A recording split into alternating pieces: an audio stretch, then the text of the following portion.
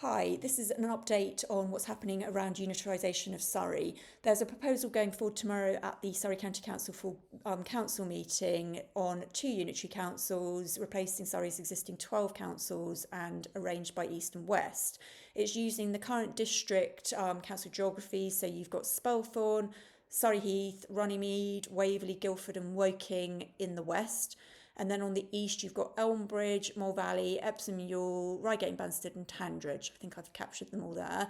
And this basically means that both councils will have similar levels of population, of land area, total household numbers, house building targets, waste collection, business activity, pupil distribution, numbers of death and birth registrations, and total miles of public highways to try and make it as even as possible. There is still the massive issue of debt, and it's what's driven Surrey forward on the first tranche of Labour's plans to abolish our current system. Many of the district and boroughs are not in good financial health, and that risks them toppling over if we don't act now and look to rearrange how things are working. But the big problem is the huge debt held by councils like Woking. Indeed, Woking holds the biggest debt, and none of the other areas want that debt, and you can completely understand why.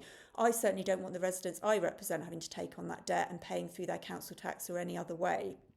We have written, as Surrey County Council, we've written to the government asking them to address this and being very firm about that and saying that the responsibility of that debt should not fall on our Surrey residents, and we're waiting for a reply from them on that. I take the absolute view that Surrey residents have already had to put up with rising costs. They've had the NI increases, the increase in energy costs, more taxes on people who work and save and those who run businesses. And the Labour government should not use this as a way of reducing even more money coming into Surrey, or actually taking even more of the money we raise in Surrey, because we contribute so massively to the Treasury, and not putting it back and allowing us to make sure we've got decent roads and that we're looking after our communities. Now, in regards to the community issue and local democracy, it's a major point, and therefore we, Surrey Conservatives, are proposing the creation of community level boards across Surrey. These community boards will include health representation from our health partners, basically, the Surrey Police, the voluntary groups, the councillors, council staff, the town and parish councils and residents' associations as well.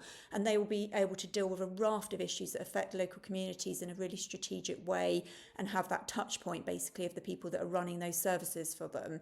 We're planning to pilot those boards in the next few months and getting residents to give us their views on how they should be set up and how they should be delivered, and then how they've worked for them, so we can really ensure we make these really, really suitable for our communities and that we don't end up with a democratic kind of hole basically in between us and those unitary councils. Finally, we don't know what the politics are going to be like in those new unitaries. That will be up to you to decide next year when you vote. But as it stands, the Conservatives are the only party who are actually constructively coming up with a workable plan that balances the financial pressures that are incredibly complicated and gives local people a voice as well. Labour has decided this is happening. We have stood up against them. Our MPs have spoken out and given their views as well, but they're going ahead with it and they've got a huge majority.